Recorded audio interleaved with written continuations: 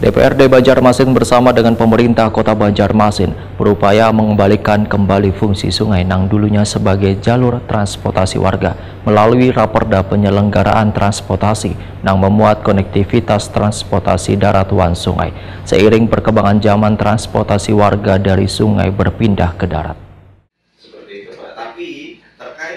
DPRD Banjarmasin bersama dengan pemerintah Kota Banjarmasin berupaya mengembalikan kembali fungsi sungai yang dulunya sebagai jalur transportasi warga melalui Raperda Penyelenggaraan Transportasi memuat konektivitas transportasi darat wan sungai.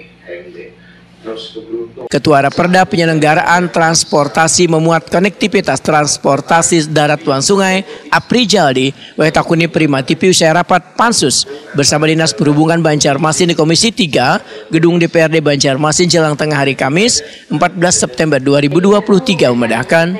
Sebelumnya warga menggunakan jalur transportasi sungai, namun seiring perkembangan zaman, transportasi warga berpindah ke darat.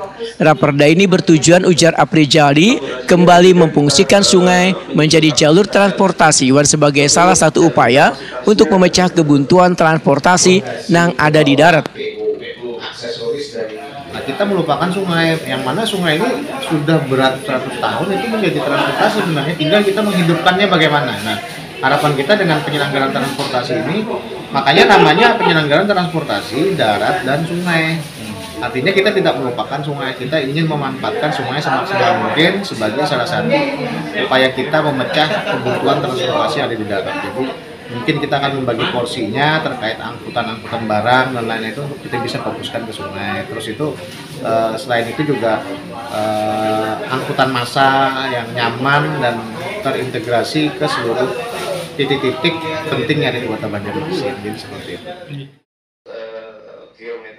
Wakil Ketua Komisi 3 DPRD Banjarmasin ini pun menyatakan Raperda ini difokuskan pada penataan wan perencanaan kada hanya di jalur darat namun di jalur sungai agar keduanya saling terkonektivitas sehingga nantinya bisa mengantisipasi kemacetan.